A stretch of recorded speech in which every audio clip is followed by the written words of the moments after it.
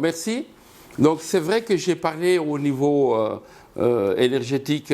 Déjà à ce niveau, le président de la République a lancé un important projet communément appelé Programme d'accès universel. Pour dire qu'en 2025, l'objectif clairement visé est que tous les Sénégalais, où est-ce qu'ils se trouvent sur le territoire national, puissent accéder à une énergie qui est fiable, durable et aussi à un coût supportable pour les populations. C'est un vaste programme à enjeux multiples, puisque aujourd'hui, comme je l'ai dit tout à l'heure, cela relève également des politiques d'équité territoriale. On ne pourrait pas justifier ni humainement, ni philosophiquement, pourquoi quelqu'un qui habite en ville bénéficierait du courant électrique avec toutes ses commodités et pas quelqu'un qui habite dans un village quelconque au Sénégal. Donc c'est une situation un peu dont nous avons hérité disons donc des politiques coloniales. On me dira que bon maintenant ça fait 60 ans maintenant qu'on est donc indépendant, mais quand même ça a été des tendances qui ont été difficiles à résorber. Et depuis que le président de la République est là, le taux d'électrification rurale était de 24%, il est au-delà de 50%.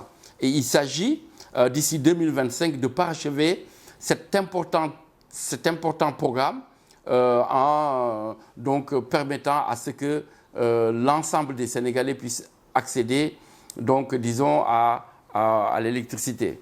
Alors, il faut dire que cela tombe bien. Nous avons lancé récemment, le 9 septembre, le lancement de la mise en œuvre du programme MCC, avec 300 milliards et quelques gracieusement mis à la disposition de l'État du Sénégal par le gouvernement américain.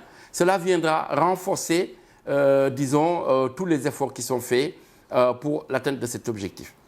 Non sans dire également que Sénélec a lancé un important programme que l'on appelle communément Gaz to Power, puisque vous savez, les questions économiques que j'ai essayé d'évoquer tout à l'heure dépendent beaucoup des facteurs de production, notamment l'énergie, qui est en bonne place. Parce que quoi que vous fassiez, si vous voulez produire de façon assez moderne certains biens de consommation, vous êtes obligé d'utiliser de l'électricité comme énergie finale et donc disons l'énergie, le pétrole ou autre comme énergie primaire. Et donc, si nous avons un prix du kilowattheure au Sénégal qui est assez élevé relativement à nos voisins, évidemment c'est une perte de compétitivité pour nous.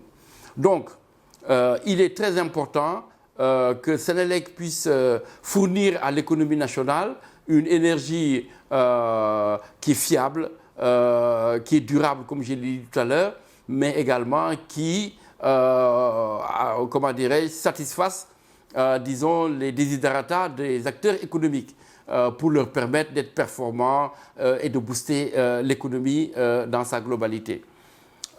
Sénélec est à pied d'œuvre autour de ce programme.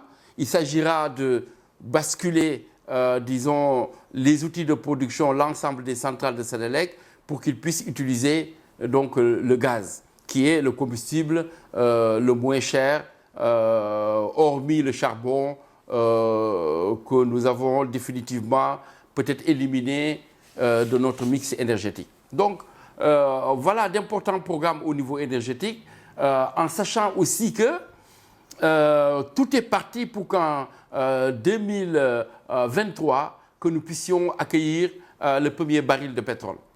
Alors, à ce propos, ce qu'il faut dire, c'est l'important rapport de la Banque mondiale qui est sorti pendant ce mois-ci et dont quelques journaux ont fait écho et qui globalement estime sur 30 ans les revenus qui sont attendus par le Sénégal de l'exploitation du pétrole et du gaz. Alors, donc pour GTA, à peu près sur les 30 ans, 80 milliards de dollars sont attendus. S'agissant de SNE, on va aller chercher, disons, 9,3 milliards de dollars US. Et ce qui fait que, si on fait le total, pour le Sénégal, 24,9 milliards de dollars sont attendus. Alors pourquoi il est important d'évoquer ces questions-là et de les lier au contenu local? Ça, ce sont les revenus qui sont strictement issus des contrats de partage, de production et de partage qui ont été signés entre le gouvernement du Sénégal et les opérateurs. Alors, donc cet argent devrait permettre, d'abord pose deux défis.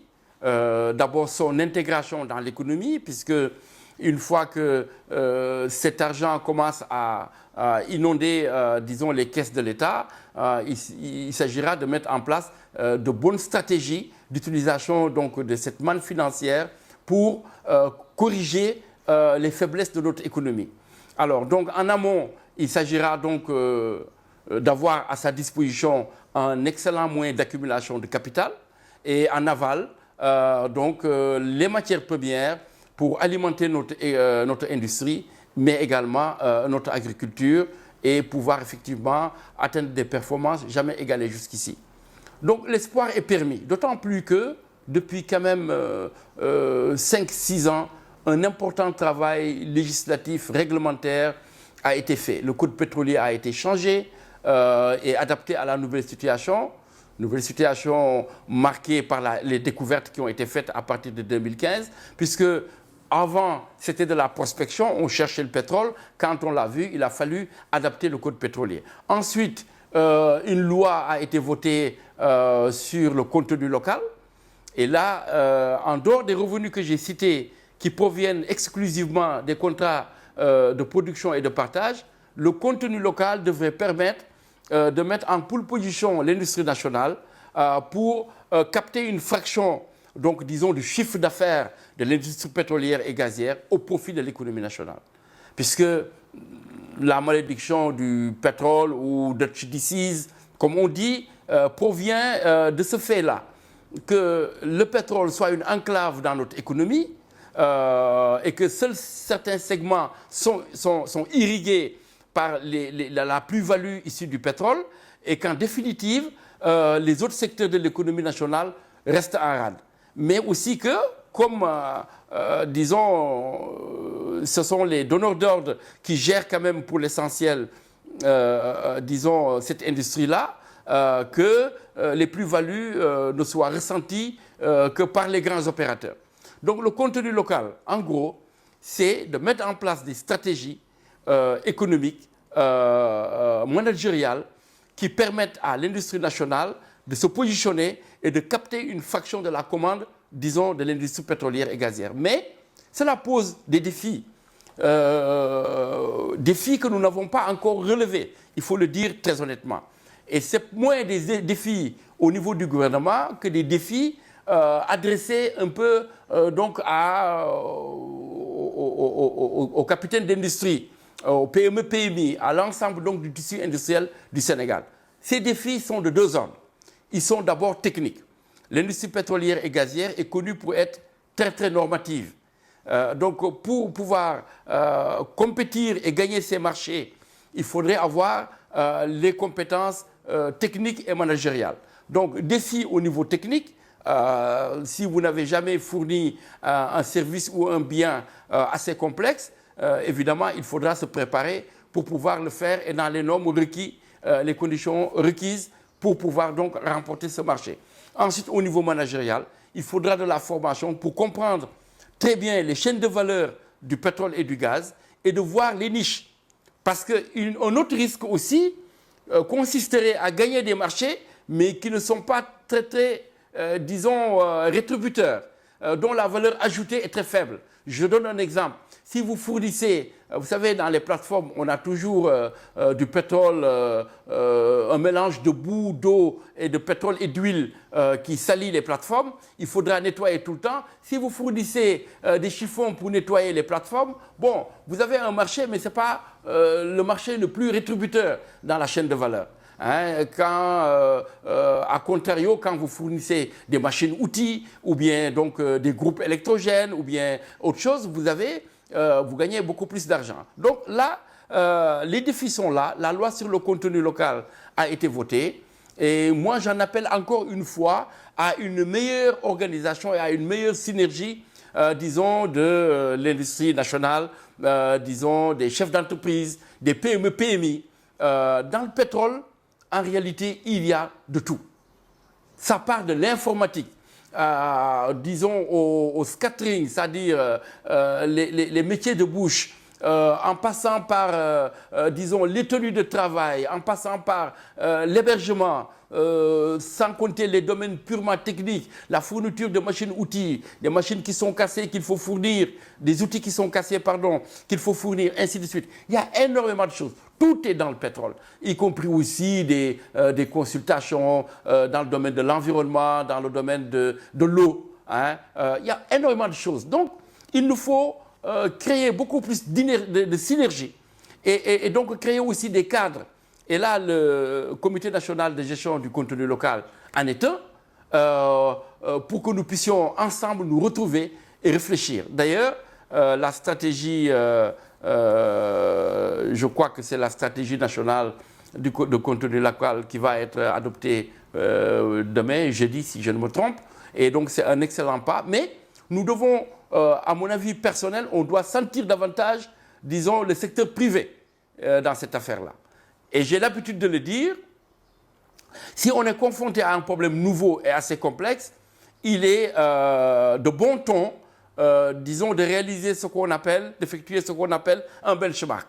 C'est aller visiter des pays qui ont été confrontés à ces difficultés il y a de cela 10 ans, 15 ans, et qui ont acquis une certaine expérience. Je parle de pays africains, hein. Je pense au Ghana, je pense au Nigeria, je pense à l'Algérie, qui ont été des pays pétroliers, que le privé national puisse s'organiser, faire des visites techniques dans ces pays-là, rencontrer les dirigeants d'entreprises, et nous avons de bels exemples qui peuvent être cités. Au Gabon, au départ, quand l'industrie pétrolière et gazière a commencé, les lubrifiants, qui sont un segment très porteur et disons est très rémunérateur, puisque les machines-outils utilisent des lubrifiants, les gros engins de chantier utilisent beaucoup de lubrifiants, hein, par tonne et par tonne, hein, mais nos véhicules utilisent des lubrifiants. Donc au départ, au Gabon, ce sont des multinationales qui fabriquaient, disons, se sont organisées et même s'ils ne produisent pas le produit final, ce sont eux quand même qui produisent le produit semi-fini qu'ils revendent aux multinationales.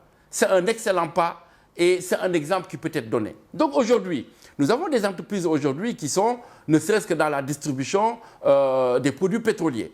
Hein. Voilà un segment qui mériterait une attention particulière parce que comme je l'ai dit, les lubrifiants, c'est un produit de marché dont l'industrie a énormément besoin, dans tous les domaines. Hein. Partout où il y a des machines qui tournent, on a besoin de lubrifiants. C'est un exemple que je donne parmi d'autres. Donc, encore une fois, les défis sont là. Le Sénégal pétrolier ne se fera pas sans difficulté.